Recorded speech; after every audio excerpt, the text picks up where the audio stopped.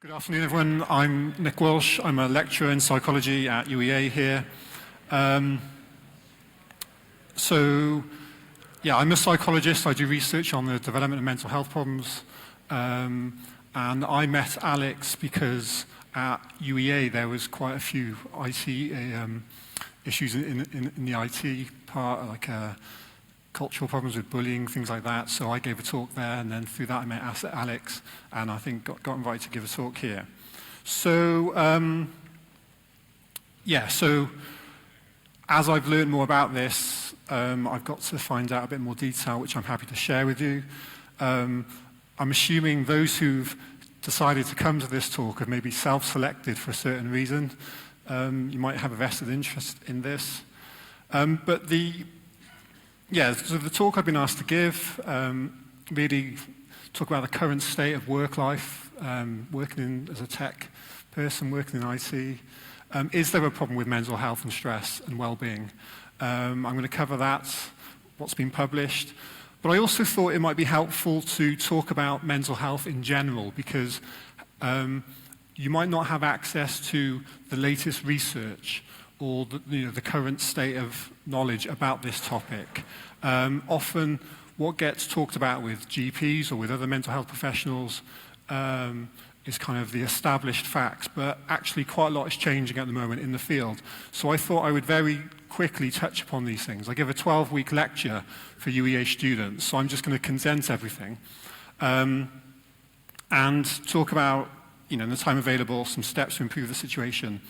Because I'm talking about some research, there might be some things which are still being worked out, and a lot of people might not agree with what I'm going to talk about. I don't think it's particularly controversial, but this is quite an emotive topic for a lot of people. So just to warn people in advance about this, and I'm happy to discuss with it afterwards. I've put the slides on Twitter. If you want to download them or look at them afterwards, feel free to contact me with my email address there. So the first thing is there a problem with mental health well-being in the tech industry? And there's been quite a few reports published over the last few years. Some quite senior figures have been asked to write these reports, combined with people like YouGov who do surveys. And this is what I'm drawn upon for what I'm going to talk about in the first 10 minutes. This one here was from BEMA, which stands for the British Interactive Media Association. And then this one here is by a company called Harvey Nash. Is that something which is familiar, which is like an IT recruitment company? And so they've published reports of a few thousand people. So I don't know if that is representative of everybody, the huge numbers of people who work in this industry, but it might give some idea about feelings across here. So if you can see these slides, generally, half of tech workers have been concerned by stress. This is from the Harvey Nash survey. The most, it tends to vary because IT is a broad industry. A lot of these terms I'm not an expert on, so I'm only really going on what I've read. But IT operations tend to report the highest stress in this. And then architecture, does that make sense? IT architecture, what that might be involved in, they tend to report higher than average levels of stress, whereas more people management, program management tend to report less than the average. So maybe there's something unique about these jobs which are particularly stress-inducing.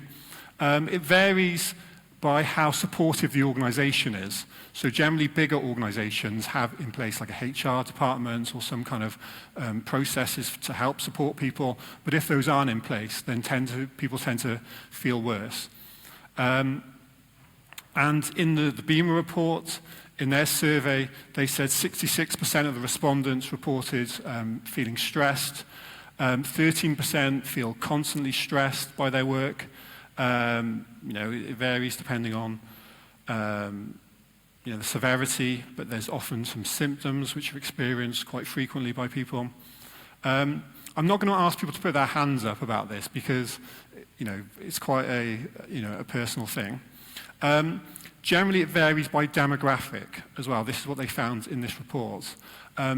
People with a long-term health problem or health impairments report more stress in this industry. People who've recently suffered from depression or anxiety report more stress. Certain demographic groups tend to report more stress, so it's got bisexuals here. Neurodivergent groups tend to report more stress. So are you all familiar with the term neurodivergent? So the terminology is changing. We've used terms like autism spectrum disorder or dyslexia, and these have been classified as neurodevelopmental disorders. But there's a movement to use the word neurodiverse, saying that evolution has factored in.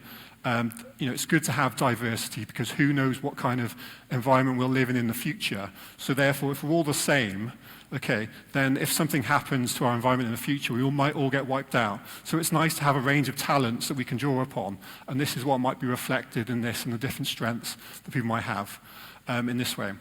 But these people tend to report more stress in this industry, returning parents, younger people, because maybe they've grown up with maybe more debt or a different environment, there's less certainty in their lives, and women as well report high levels of stress. So maybe, do all these people have a disorder or have stress inherently in them, or is there something about the experiences that these groups are going through? And in this survey, they reported business ops have higher levels of stress and web design development, things like that. So depression and anxiety was common in this survey. 52% of people reported this, which they say is 5 times the national average of maybe 1 in 4 people. I'll come back to that later. A number of people report symptoms associated with depression and anxiety. And a number of people, 28%, report having levels where there's a diagnosis from a clinician for this. So it is common. So if this room is representative, 1 in 4, probably higher, would have at some point in their life experienced a mental health problem. Okay. But this has a cost to the industry. So the survey figures report between 74 billion and 99 billion, which is an awful lot of money. And most of this is borne by the employer. So the word is presenteeism, where the individuals are at work, but they're less than fully productive. And there's also a cost to the government of between 24 billion and 27 billion of things like benefits, having to see your GP, lost tax revenues, things like that. So it does have a big financial impact. Is it good to talk? So things are changing now, but 28% of the people reporting in the survey that many feel will negatively affect their job, openly talking about any mental health difficulties they've had. 13% feel able to disclose a mental health condition to their manager or supervisor. So most people don't feel they can talk about it. And 15% reported facing some kind of disciplinary proceedings or being dismissed after disclosing a mental health problem. So that's not exactly an encouraging statistic there. Generally attitudes are improving over time compared to the past. However, only 24% of managers have received some kind of training in mental health. This is an interesting thing to talk about. There's a movement, there has been a pervasive culture not to talk about things openly, but it's surprising given how common it is.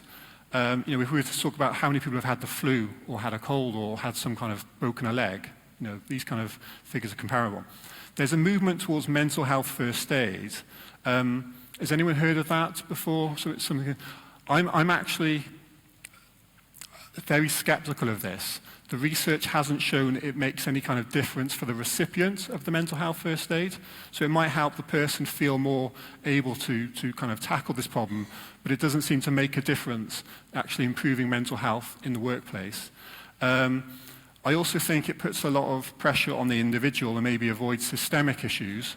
And I also think, I'm not a fan of what is taught as part of the mental health first aid. I don't think it gives a very medicalized view of what we're talking about, and I'm not necessarily a fan of that, as you'll see.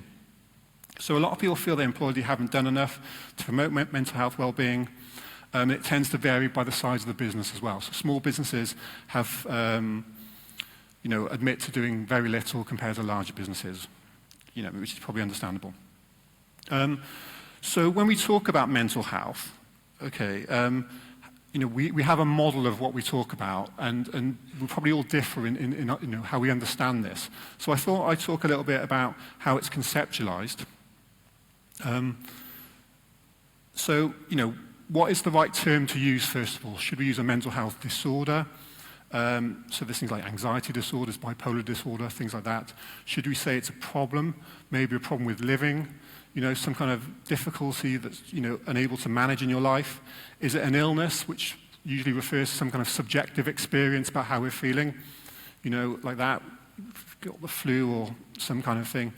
Is it a disease where there's more like a biomarker or some kind of objective test for this? So is there an objective test for schizophrenia or depression? Is that the right term to use? Or should we use an even vaguer term like condition? Scientists or, people who study things from, a more scientific or evolutionary point of view would use the word adaptation. So maybe growing up in a certain environment, we become adapted to that. But maybe we're then less adapted to other environments. So there's different words that people use, maybe depending on their background, or biases, things like that. So one conceptual model is to talk about the medical model or the biomedical model. And this really says, we should focus on bodies. Okay, so like with coronavirus now, we know how it spreads. We know that, we can pick it up in a certain way. There's a mechanism by which you get exposed to the pathogen, the virus. You then develop symptoms, and they can be treated, okay, on your body. You don't need to know anything about the mind or how you interpret the world or things like that. And it's very much, maybe mental illness is about this. We should focus on, some kind of mechanism within the body that we can fix. Maybe there's some abnormality or vulnerability or imbalance in some way. If we can just find that for the different disorder, then we can fix that and we can treat it, and people will feel better. Okay, so that's one model. Another model is the biopsychosocial model that says rather than focusing on the body, we should focus on different levels, like the body's part of it, but there's also how people process the world, and there's also our social environment. Okay, and these can be, this is from the 1970s, so this old school diagram. Larger levels tend to encapsulate the lower levels. So it's not really of use focusing on the level of atoms. We should really focus on maybe people or their social environment or things, how it all works together. So having a different model will affect how you interpret and maybe treat, these things. And within this, it really comes down to person-environment fit. So if you fit with your environment, you can function in it, you're feeling okay, there's a good fit. But if there's a mismatch, maybe you feel this isn't the right environment for you to thrive in or flourish in, there's a mismatch, that's when you might experience some kind of distress or stress. And I'll unpack that a bit more as we go along. Okay. So how do you get assessed and classified? So you might have these standardized questionnaires. You can do structured interviews, which take even longer, but they'll ask about some kind of symptoms. So over the past few weeks, have you felt down, depressed, had problems sleeping, problems eating, things like that? And you can sort of check off on the questionnaires. And if you reach a certain threshold, okay, based on a classification scheme from the American Psychiatric Association, there is one from the World Health Organization, but this is, they're basically the same thing. You would then get classified as having a disorder. Okay, so if you've been depressed all day, every day for at least 2 weeks, have other symptoms, you would get a diagnosis of major depression. Okay, or if you have hallucinations, delusions, you'd get a diagnosis of schizophrenia for 6 months, things like that. There's a classification scheme. I don't know if you can read this, but you can see over time it's changed. So it was first published in 1952. It was 132 pages in length with 128 diagnoses. It was basically a lot of white men getting together in a room deciding how we should carve up the world. Okay, I think there was one woman actually on the committee. But since 1952, it's changed. So now the latest version has 947 pages. It has 541 different diagnoses or different disorders. And it generates a lot of money for the American Psychiatric Association. And there's a debate about, Is it a good thing? How does it affect health insurance? Things like that. But it has a big, a powerful stranglehold over how we can kind of talk about mental health problems. Okay, but there's a lot of problems with this. So we use the word reification or reifying diagnoses. So if you can come up with a word from it, like major depression, it exists. Okay, but it might not actually be a thing in reality. But once you've created a word for it, like schizophrenia, it exists, but it might not really be a thing, in some kind of physical way or way that we can measure. Is it a category continuum? Does somebody have it or does someone not have it? Does it vary over time? There's lots of problems with heterogeneity. So you might have a lot of people who have different symptoms, but they all might get a diagnosis of a certain thing, but actually would appear very different to people. And also comorbidity, where people have more than one diagnosis. Okay, and that presents problems. In reality, people put people in these kind of buckets called NOS sort of diagnoses, where not otherwise specified, where they don't fit all the criteria. And this causes problems for them. There's an argument that clients are much more than a set of diagnostic symptoms. Okay, it doesn't, we're people. We're not just sort of checklist kind of statements. What's going on here? It misses out on all kind of systemic things, environments we're in, how things change over time, cultural factors. So in terms of getting a diagnosis, so homosexuality was classified as a disorder in earlier versions of the DSM. There's now internet use disorder. Is that a thing? Okay, according to this, it is. And maybe we've become over-medicalized in our language, and that has implications for the world. Okay, so when things overlap, so you could have symptoms of depression, you have symptoms of anxiety, it would be comorbid, where you can have more than one diagnosis for a disorder. Okay, and there might be certain things that overlap across things. So people don't neatly fit into boxes. And in reality, of people who would fulfill criteria for a disorder, 66% of those will also meet criteria for a second disorder. And of those, 53% will meet criteria for a third disorder, and then 41% will for a fourth. So you have all these people with multiple disorders, and what does that mean about, do we all neatly fit into these boxes in this classification scheme, or should we just abandon it altogether? Okay. Certain people, like the British Psychological Society, think we should abandon it altogether. Okay, and they've pointed out the limitations of this, and they think there should be a paradigm shift. And in the research world, in this era of big data, okay, alternative models have been proposed, which don't rely on committees to decide things, but actually looks at patterns in the data. So if you give thousands of people questionnaires, you can see if there's any relationships amongst the symptoms. And there tends to be this, certain things like depression and anxiety go together, and they might be classified as internalizing disorders. Things like substance abuse or antisocial behavior will be more externalizing. And at the top, there's something called a general psychopathology factor. Has anyone ever heard of something called general intelligence, or G, where if you give people lots of IQ tests, if you score high on one, you score high on the others, and so you'd be scored. So this is a similar thing. So it's a latent statistical factor that people might score high on depending on how many symptoms they present with. And it's thought this is a much more rational way of doing it, but it's still in development. Okay. In terms of how they're caused, in the old view, certain drugs might have been discovered accidentally that sort of changed people's mood, and then it was thought, well, that's where the mechanism lies, and there must be a chemical imbalance or a genetic predisposition. This isn't the case. Okay, there's absolutely no evidence for this at all. Okay, genes are involved. Okay, we know this through twin studies, but generally it seems to be the genes might vary in how you're affected by your environment, like how plastic your brain is, or how you learn about things.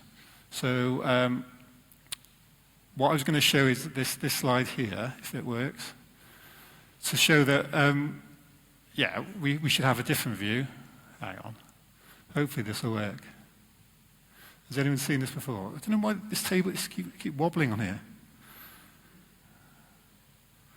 Okay. Literally, I'm having to do some kind of balancing act. Okay. I'm fighting this machine.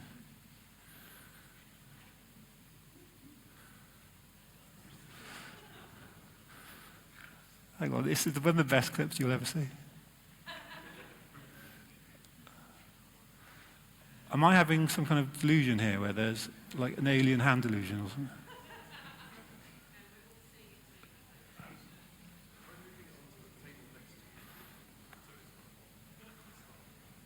Okay. I big this up now. Okay. You have the dogs that love the water. Okay. And then you have the dogs that hate the water. Okay. So I'll show that again because that was such good fun. And now it's not working. Okay. You have the dogs that love the water. So do these dogs that don't like the disorder, like the water, do they have a And disorder? then you have the dogs that...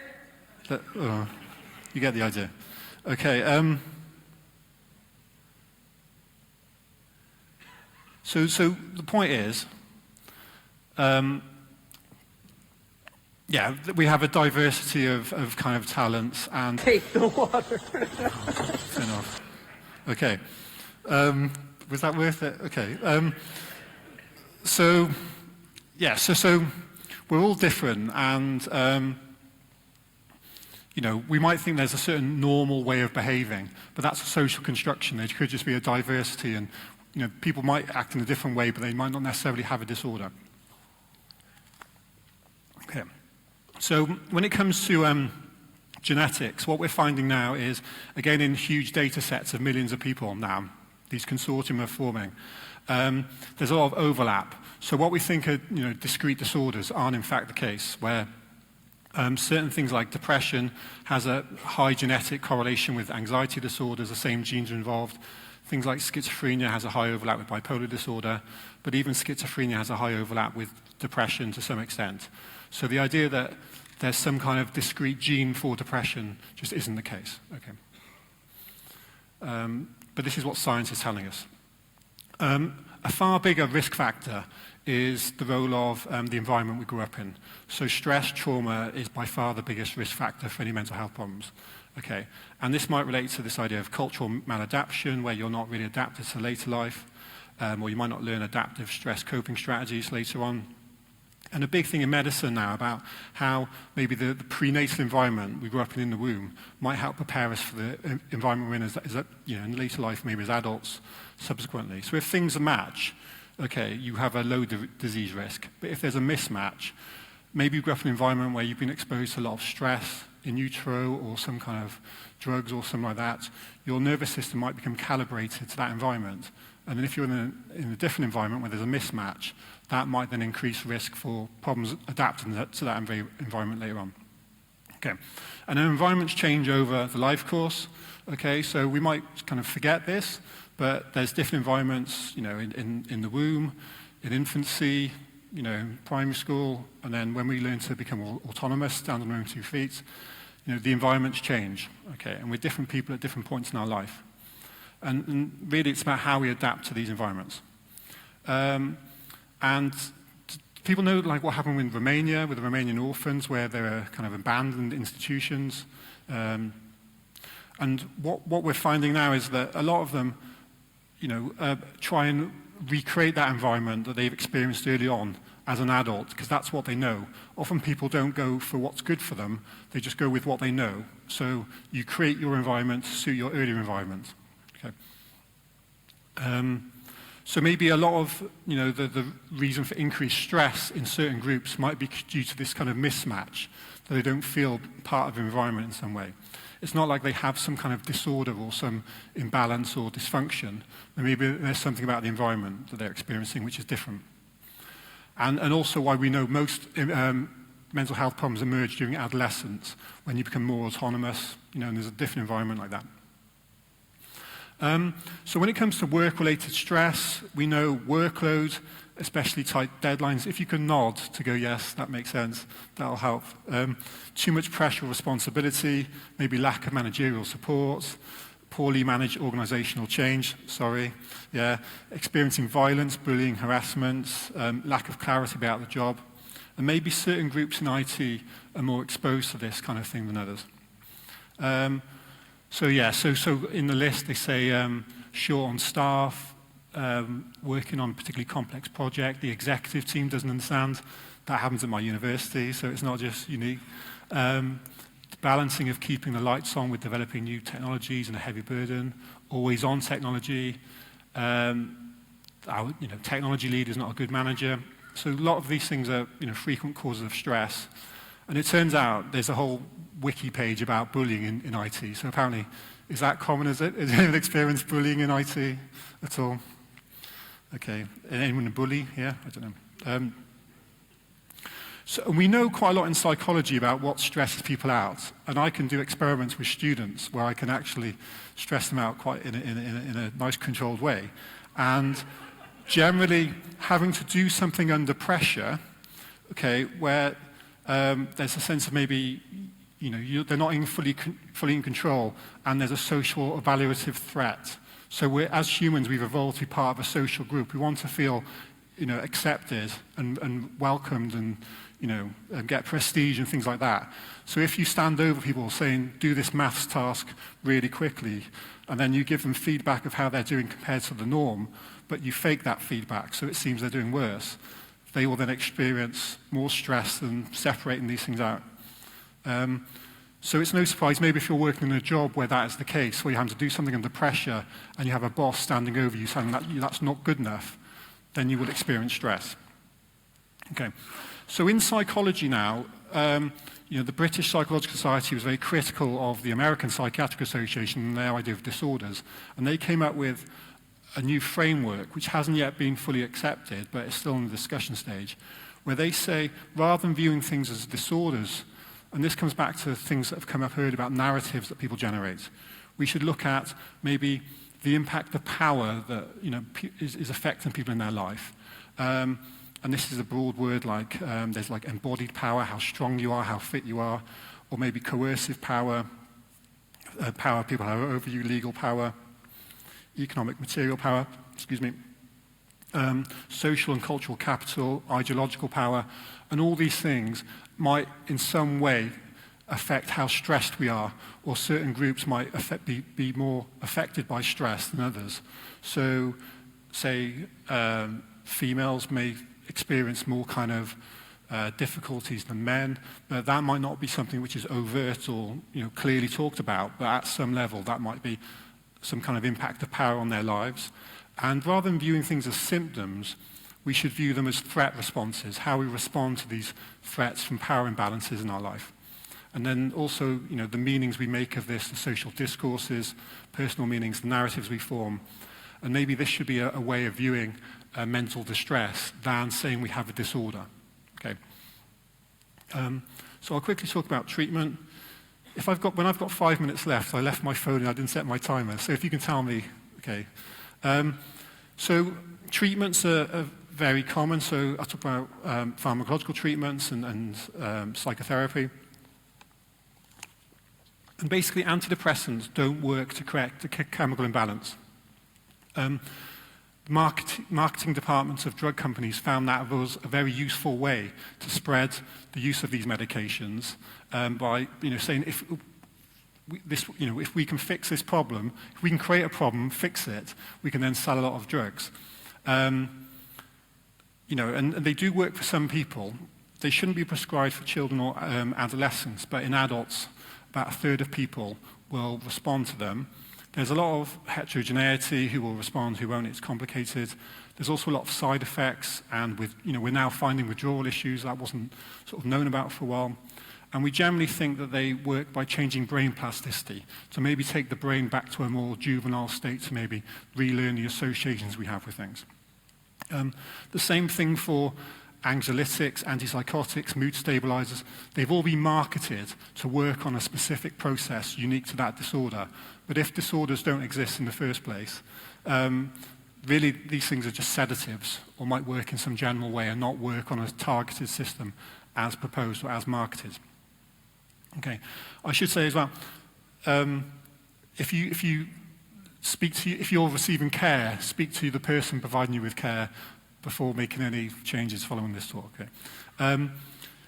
Antidepressants have doubled in a decade now, so about 70 million people have been prescribed them, which is more, I think, than the population of the UK. So it takes into account multiple people getting repeat prescriptions and things like that. But that's an awful lot of prescriptions, which have massively gone up, okay, recently. But it's not random. Okay, we think 1 in 4 people suffer a mental health problem at any point in their life. Okay, it's probably higher than that. But it's non-random, those people who will be reporting mental health problems. Okay, we know maybe there's these like red wall areas, so more deprived areas are more likely to be prescribed these drugs than more affluent areas of the UK, and then Norfolk's quite high as well. And GPs are using this term called shit life syndrome. Has anyone heard of that? Or rotten life syndrome to describe this, where there's very little going on in their life anyway, to give them rewards. So clearly when it comes to like power and, effects of politics on people, this might play a role for that. This is a complicated slide, but basically what we're finding now is the environment you're in will affect how you respond to antidepressants.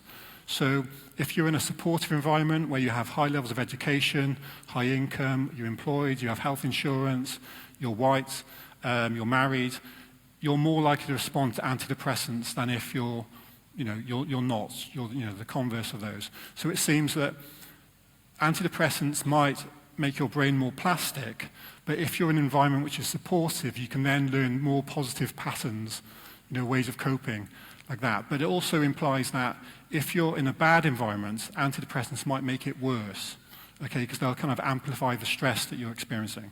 So this is a new bit of research which is currently being discussed, but I think it has quite profound implications.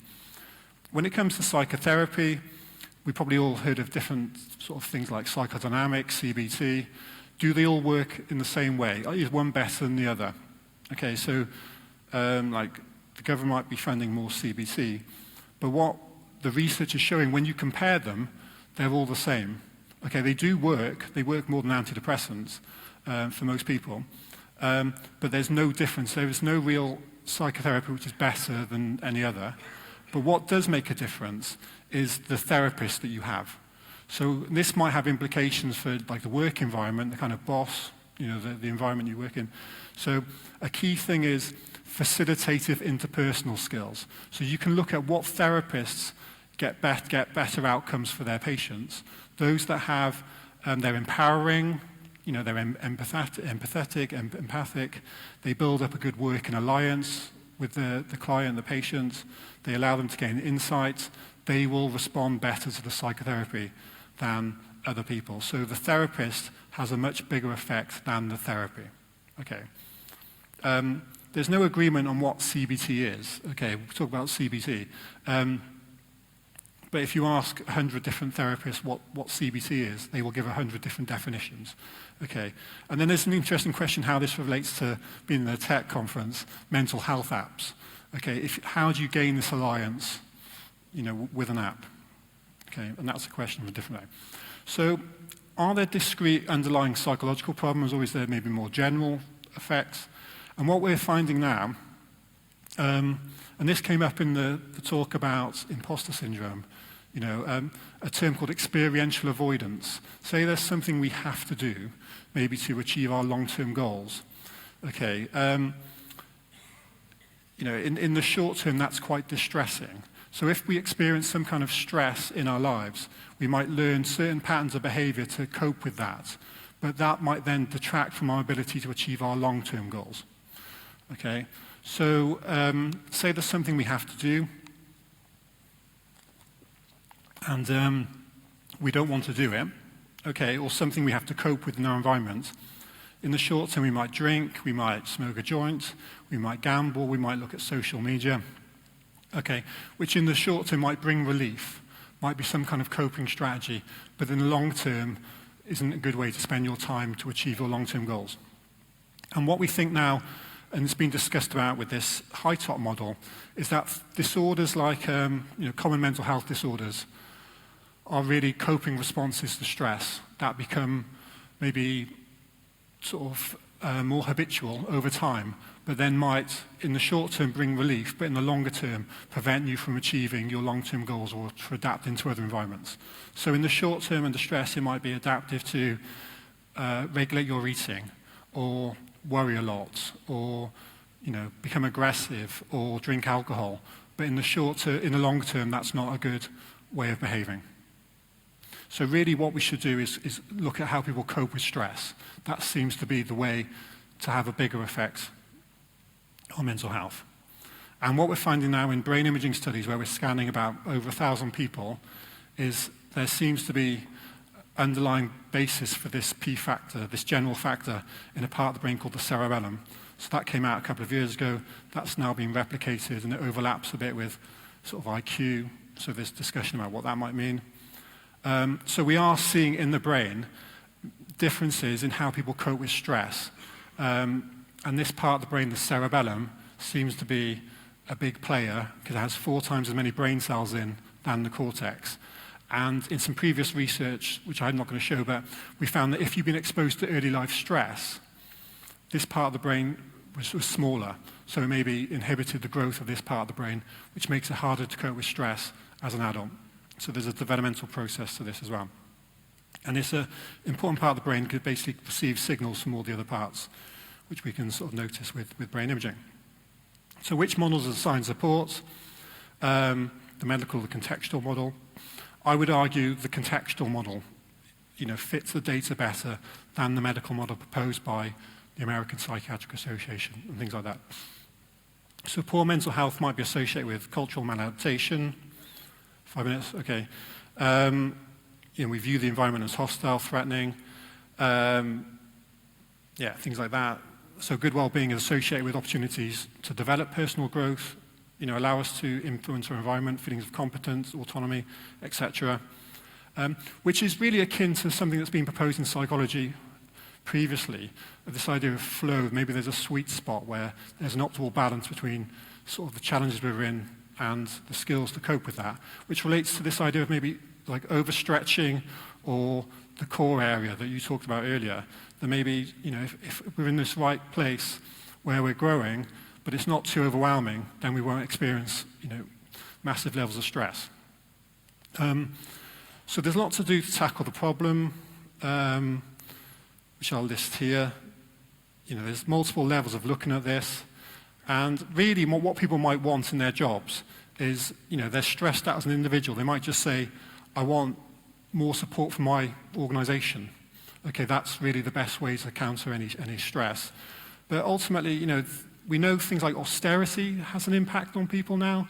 And maybe the technology that's developed, how we interact with the world, these kind of social policy things filter down. And I think we also need to be mindful.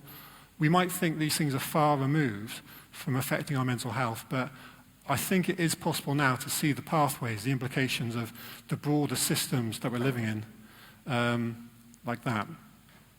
So at the level of the individual, we know, and this is sort of, everyone knows this now, exercise, eating better, sleeping better, better relationships with other people, being able to self-manage a bit better, manage our time, volunteering, spending time in nature, that's all better for mental health. There's characteristics of the job, which you can see. But what I'm more interested in is really changing the organizational climate. Does anyone know about the company Gore-Tex? Yeah, so I think they're really interesting, and I've got some colleagues who do work on this, where if you want to get promoted, you have to get your colleagues to vote on whether you deserve a pay rise. Okay, so it kind of requires us to spend a lot more time working with our colleagues and building up good, meaningful relationships like that, and being more of a team player. And there's also like one dining area in the factory. And after they get to like 100 people, they open a new factory because that's all we can take. We evolved in. We've evolved to have these sort of group sizes. So maybe psychology is sort of pointing in the direction. We need to go back to how we were when we evolved, of these more egalitarian, consensual kind of tribes, than focus on these big hierarchies with heads of state where we're just like cogs in the machine and we have little power. Maybe it's going back now with, I don't know, the way the world is, with these more autocrats and things like that. But I would argue that's a big part of changing the organizational climate, So there's other things like HR practices, really how much autonomy, how much say you have over your job. Has anyone heard, the last thing I want to end is, so there's this idea of the person, their environment. Has anyone ever heard of something called the drama triangle? Yeah? If you see like anyone arguing in the supermarket, like a couple, okay, have you heard the phrase playing the victim, where you say, poor me? So this is just like a little practical example, in psychology, where there's different roles that people can play in dysfunctional relationships. So normally there's two people. One plays the victim. So you've got like two students living together in their flat, and the washing up builds up, and then somebody has a go at the other student says, oh, it's your turn to do the washing up. And then they go, why are you picking on me? Why is it, like, poor me? I do my turn. We've all been in that situation. So one would play the victim role, and one would play the persecutor role. And in order to maintain the relationship, one of them has to go, okay, I'll be the one doing the washing up. And they will have to rescue that situation and play the rescue role. Okay? And this is not a good way to sustain long-term relationships. So a person might view themselves as the victim, or they might view the environment as persecuting them in some way, or rescuing them. So the rescuer role is problematic because it kind of disempowers the people from actually taking care of their own stuff. So I haven't got time to go into this in more detail, but changing the dynamic is important, and it's important for like healthy relationships. So rather than doing something for other people and disempowering them, you might kind of do things out of choice, or coach people to develop their ability to do this. And rather than saying I'm a victim, I'm powerless, maybe look at accepting your situation, if that's a good way to cope with it, or taking more responsibility or working out how you can change it. Or rather than having a go at somebody and being a bully, okay, is in common in IT, basically assert yourself and draw a boundary, or do it, don't just complain about it, do it. So the point is, there are little things that we can do at lower levels to change the dynamic, which might then have a bigger systemic change. So I've covered quite a lot here. This is a book on that for some easy reading. Hopefully, you've got more of an insight into current discussions in the field of mental health, and how this can apply as a tech worker in the tech industry, and some general steps to improve the situation. So thank you for your attention. Okay.